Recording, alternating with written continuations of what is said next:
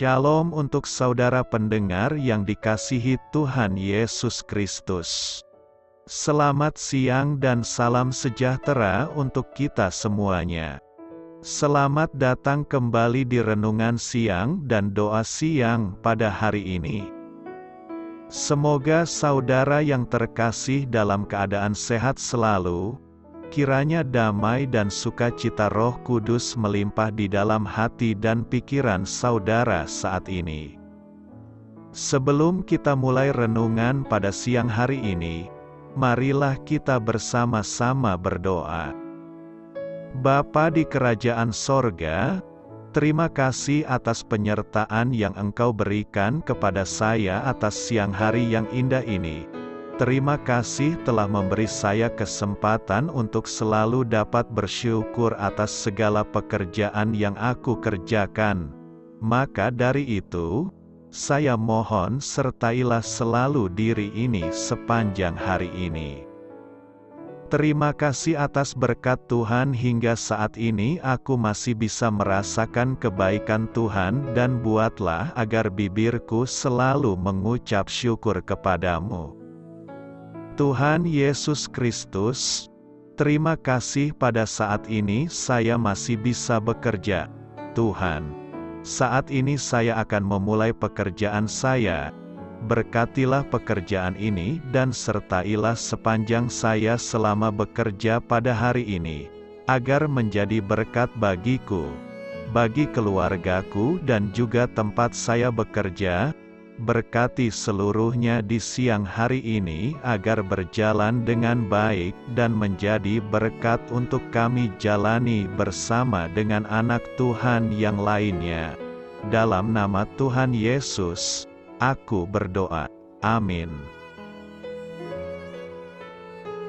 Sahabat saudara rohani, pembacaan ayat emas Alkitab renungan kita siang hari ini. Nats bacaan kita siang hari ini adalah, sebab itu baiklah jangan kita tidur seperti orang-orang lain, tetapi berjaga-jaga dan sadar. Tertulis di dalam kitab 1 Tesalonika 5 ayat 6, bacaan kita pada siang ini terambil dari kitab 1 Tesalonika 5 ayat 1 sampai dengan ayat 11. Tetapi tentang zaman dan masa, saudara-saudara, tidak perlu dituliskan kepadamu, karena kamu sendiri tahu benar-benar, bahwa hari Tuhan datang seperti pencuri pada malam. Apabila mereka mengatakan, semuanya damai dan aman, maka tiba-tiba mereka ditimpa oleh kebinasaan. Seperti seorang perempuan yang hamil ditimpa oleh sakit bersalin, mereka pasti tidak akan luput. Tetapi kamu, saudara-saudara, kamu tidak hidup di dalam kegelapan, sehingga hari itu tiba-tiba mendatangi kamu seperti pencuri, karena kamu semua adalah anak-anak terang dan anak-anak siang. Kita bukanlah orang-orang malam atau orang-orang kegelapan. Sebab itu baiklah jangan kita tidur seperti orang-orang lain, tetapi berjaga-jaga dan sadar. Sebab mereka yang tidur, tidur waktu malam dan mereka yang mabuk, mabuk waktu malam.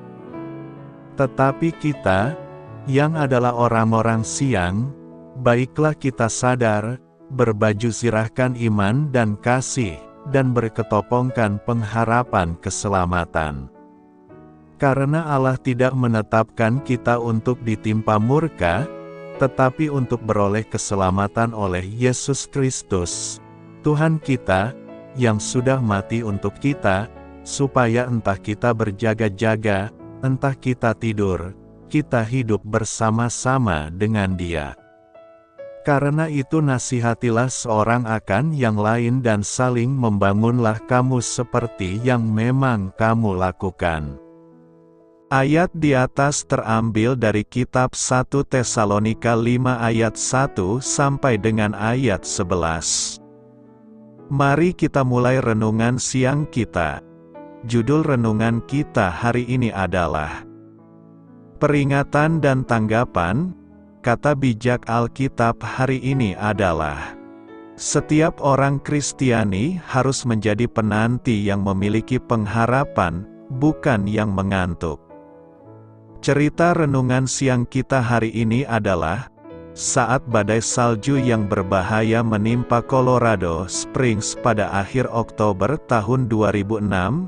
Para penduduk telah menerima berbagai peringatan.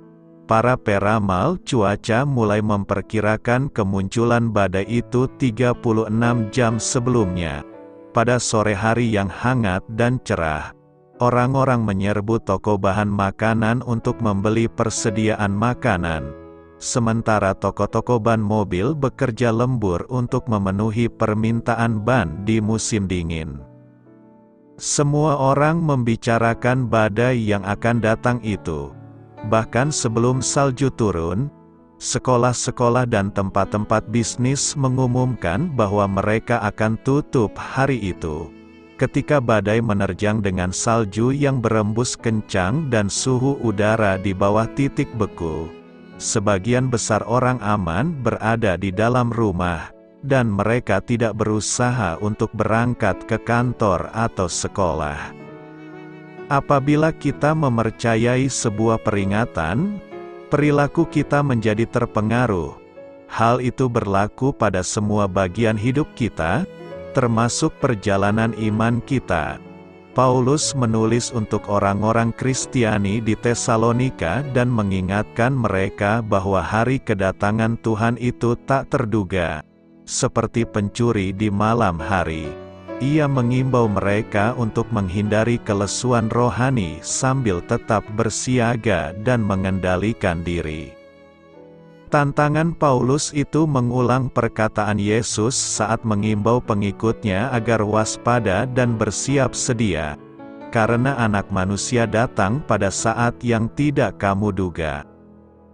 Jika kita mempercayai perkataan Tuhan mengenai kedatangannya, bagaimanakah hal itu akan memengaruhi pikiran dan tindakan kita hari ini?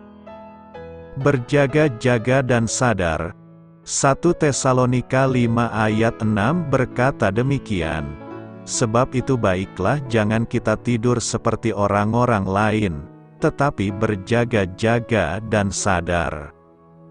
Berjaga-jaga dan tetap sadar. Dua kata ini sangat penting. Jangan hanya berjaga-jaga tetapi tidak sadar atau sebaliknya. Sebagaimana ayat di atas, berjaga-jaga artinya tidak tidur, dan sadar artinya tidak mabuk. Kalau seseorang hanya berjaga-jaga tetapi tidak sadar, berarti dia memang tidak tidur tetapi dalam keadaan mabuk. Keadaan seperti ini bukanlah dalam keadaan siap sedia. Pengamsal menegur dengan keras kepada orang yang suka tidur, orang yang pemalas. Orang yang malas, suka tidur rohaninya. Firman Tuhan mengatakan, datanglah kemiskinan rohaninya. Oleh sebab itu kita harus tetap semangat dalam kerohanian kita. Yesaya 29 ayat 10-12 mengatakan tentang orang yang tidur adalah orang yang tidak dapat mengerti rahasia firman Tuhan. Karena kitab termeterai sehingga tidak dapat dibaca. Rahasia firman Tuhan harus dibuka sebagaimana ditulis dalam Wahyu 22 ayat 10. Karena waktunya sudah dekat. Tapi jangan rohani kita tidur supaya firman Tuhan itu tidak termeterai bagi kita. Selain berjaga-jaga, kita juga harus tetap sadar artinya tidak mabuk. Orang yang mabuk akan anggur yang menarik warnanya dan masuk dengan nikmat, namun kemudian memagut seperti ular dan membinasakan karena bisanya. Jangan kita mabuk perkara-perkara duniawi ini, mabuk harta, mabuk kehormatan dan sebagainya yang kemudian akan binasa karena bagaikan dipagut ular berbisa. Sebagaimana yang dialami orang yang mabuk, dia akan melihat hal-hal yang aneh. Bicaranya menjadi kacau bahkan tidak akan dapat berdiri dengan teguh. Inilah yang terjadi pada orang yang mabuk rohaninya. bahkan rohaninya pun tidak dapat berdiri teguh. Nuh sebagai petani mabuk anggur dari kebun anggurnya, dia menjadi tidak sadar dan telanjang di dalam kemahnya. Ham yang melihat keadaan ayahnya, menceritakan hal ini kepada saudaranya di luar, tetapi Sem dan Yafet mengambil sehelai kain dan membentangkannya dengan berjalan mundur sehingga tidak melihat ketelanjangan ayahnya. Akibatnya Ham menjadi terkutuk dan menjadi hamba yang paling hina bagi saudara-saudaranya. Ini memberi suatu pelajaran bagi kita. Kalaupun kita melihat kekurangan dari orang tua, termasuk orang tua secara rohani, janganlah justru membicarakan dengan orang lain, tetapi seperti Sem dan Yafet, adalah justru menutupi kekurangan orang tua mereka. Oleh sebab itu jangan rohani kita tidur.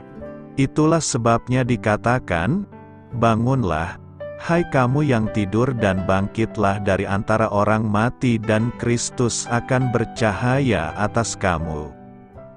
Karena itu, perhatikanlah dengan saksama, bagaimana kamu hidup. Janganlah seperti orang bebal, tetapi seperti orang arif, dan pergunakanlah waktu yang ada.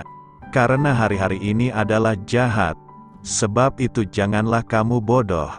Tetapi usahakanlah supaya kamu mengerti kehendak Tuhan. Bukan hanya jangan rohani kita tidur, tetapi juga sadar, jangan mabuk oleh anggur. Karena itu, teruslah berusaha berjaga-jaga dan sadar agar kita terhindar dari kehancuran dan kerusakan kerohanian dan jasmaniah kita. Bagaimana seharusnya kita menjalani kehidupan ini dengan pemahaman kalau kedatangan Kristus sudah dekat? Kita percaya bahwa kedatangan Kristus sudah dekat, dapat terjadi kapan saja. Kita, bersama dengan Rasul Paulus, menantikan pengharapan kita yang penuh bahagia dan penyataan kemuliaan Kristus. Memahami kalau Kristus dapat datang kembali hari ini, ada sekelompok orang yang tergoda untuk berhenti bekerja dan hanya menantikan Dia. Namun, ada perbedaan besar antara mengetahui bahwa Kristus bisa saja datang kembali hari ini dengan mengetahui Dia akan datang kembali hari ini. Yesus berkata, tetapi tentang hari dan saat itu tidak seorang pun yang tahu. Kapan kedatangannya adalah sesuatu yang Allah tidak akan ungkapkan kepada siapapun. Oleh karena itu, sampai Dia memanggil kita kepada diri-Nya, kita harus terus melayani Dia. Dalam perumpamaan 10 talenta, Raja yang bepergian menginstruksikan para hambanya untuk berdagang sampai aku datang kembali. Kembalinya Kristus selalu digambarkan di kitab suci sebagai motivasi besar bagi seseorang untuk bekerja, bukannya malah sebagai alasan untuk berhenti bekerja. Di surat 1 Korintus pasal 15, Paulus menyimpulkan pengajarannya mengenai peristiwa pengangkatan gereja dengan mengatakan, karena itu, giatlah selalu dalam pekerjaan Tuhan. Dalam surat 1 Tesalonika pasal 5, Paulus menyimpulkan pelajaran mengenai kedatangan Kristus dengan kata-kata ini, sebab itu baiklah jangan kita tidur seperti orang-orang lain, tetapi berjaga-jaga dan sadar untuk mundur dan sekedar bertahan, bukanlah hasrat Tuhan Yesus bagi kita. Sebaliknya, kita harus bekerja selagi masih ada kesempatan. Akan datang malam, di mana tidak ada seorang pun yang dapat bekerja. Para rasul hidup dan melayani dengan pemahaman kalau Kristus bisa saja datang kembali pada saat mereka masih hidup. Apa yang akan terjadi kalau mereka berhenti bekerja dan hanya menunggu? Mereka tidak lagi akan taat melakukan perintah Kristus untuk pergi ke seluruh dunia.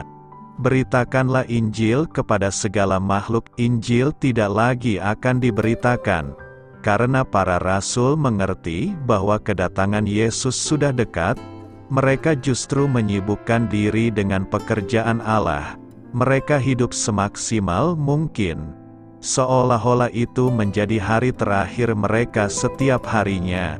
Kita, sama seperti mereka, harus memandang setiap hari sebagai anugerah dan menggunakannya untuk memuliakan Allah. Apa artinya Dia yang memanggil kamu adalah setia?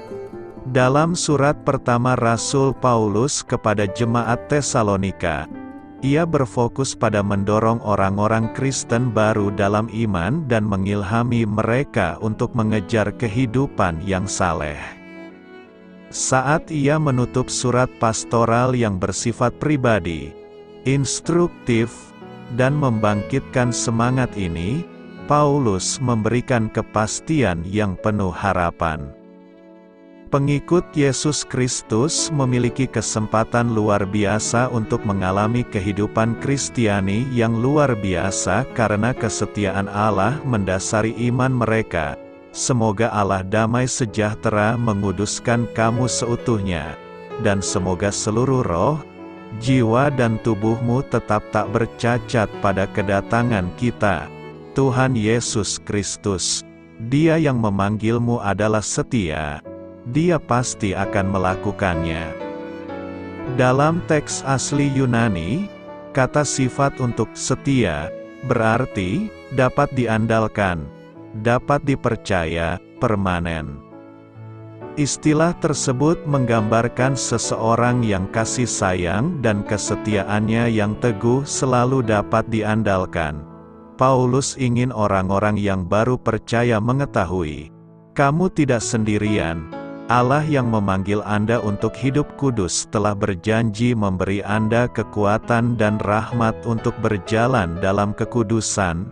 Tuhan tidak meninggalkan Anda sendirian untuk memikirkan bagaimana menjadi murid Kristus.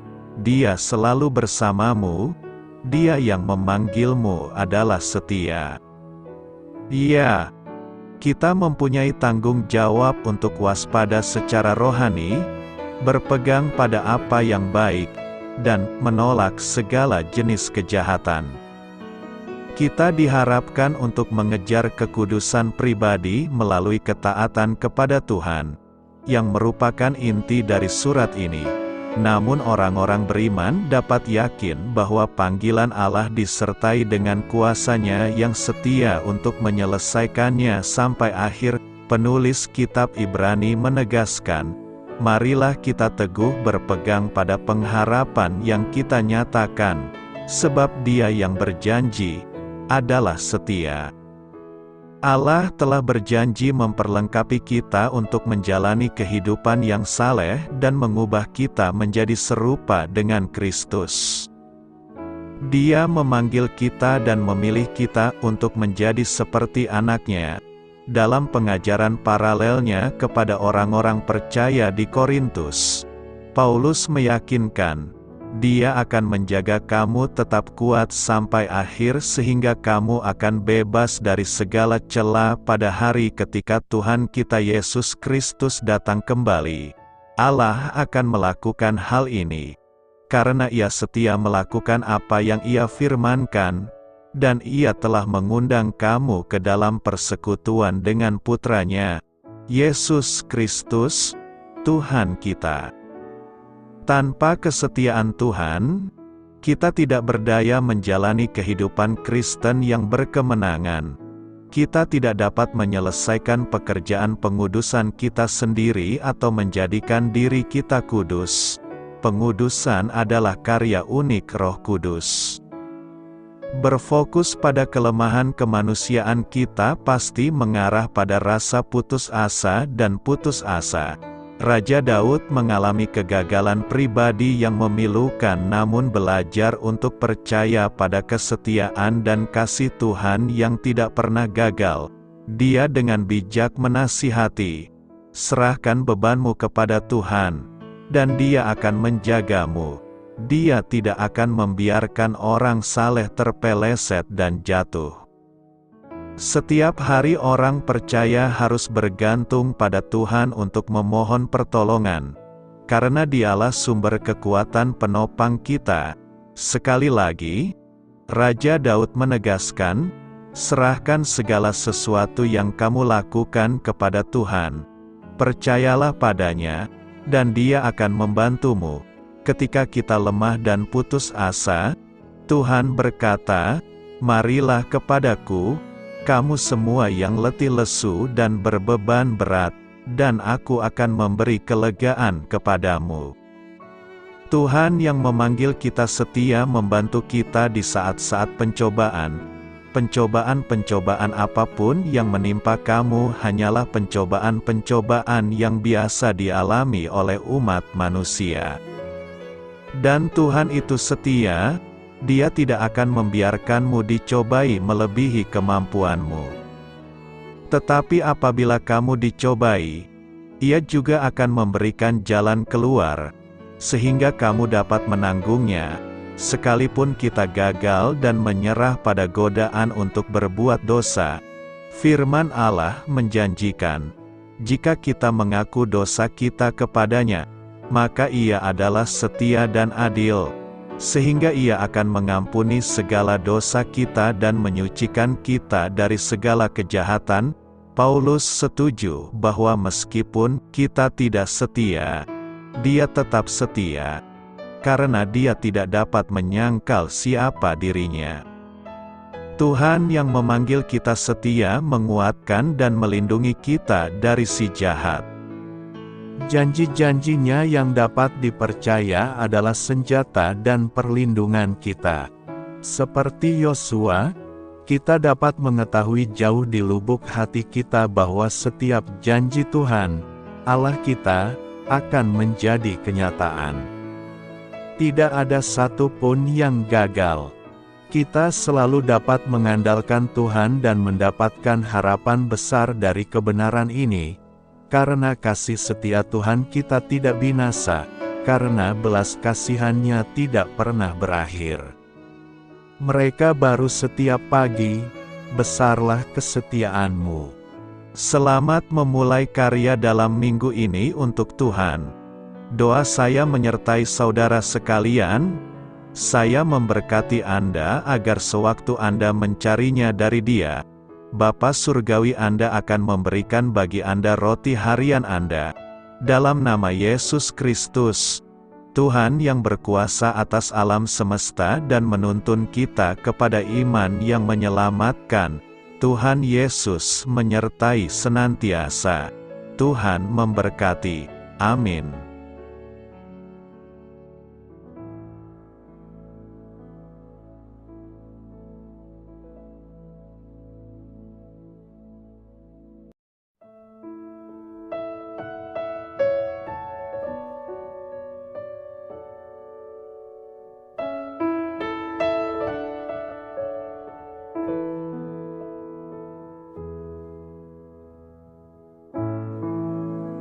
Demikianlah renungan firman Tuhan pada siang hari ini.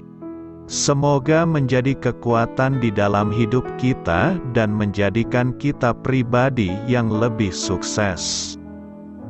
Sebelum kita memulai aktivitas hari ini, marilah kita berdoa. Bapa kami yang ada di sorga, terima kasih atas kasih dan kebaikan Tuhan yang begitu besar buat kami. Tuntunlah perbuatanku agar di sepanjang hari ini saya bisa bekerja sebaik-baiknya, tidak pernah jemu menolong sesama, selalu ramah dan tahu terima kasih, menghayati iman dan mengamalkannya dengan sekuat tenagaku. Semua ini saya sampaikan kepadamu, dengan pengantaraan Kristus, Tuhan kami. Allah, Bapa kami bersyukur kepadamu, bahwa dengan bekerja kami boleh ambil bagian di dalam karya-Mu mensejahterakan dan membahagiakan umat manusia. Kami mohon bimbingan-Mu dalam melaksanakan pekerjaan kami hari ini. Bimbinglah kami agar sanggup bekerja dengan semangat kasih, dengan riang, rajin dan jujur. Terima kasih, Tuhan. Amin. Dalam nama Tuhan Yesus Kristus Tuhan dan Juru Selamat kami, Bapa kami yang baik, kami mengucap syukur dan berdoa. Amin. Biarlah firman Tuhan menjadi pengingat untuk kita semua, bahwa tuntunan dari Roh Kudus akan selalu memberi jalan keluar bagi setiap permasalahan hidup kita, dan memberi kedamaian di hati kita. Amin. Sampai jumpa di renungan siang saudara rohani berikutnya. Shalom.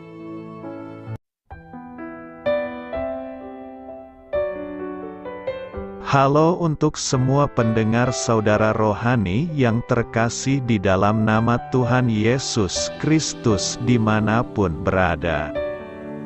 Mari dukung kami, tim redaksi Renungan Harian Saudara Rohani, dengan cara memberikan bantuan, kritik dan masukan.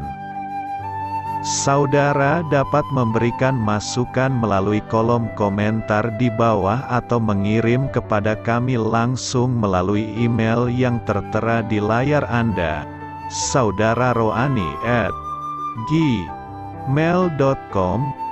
Jika saudara terberkati melalui renungan ini, saudara dapat mendoakan kami dan memberikan bantuan lainnya dengan mengirim email kepada kami. Saya berdoa agar saudara sekalian bahagia dan sehat selalu. Amin.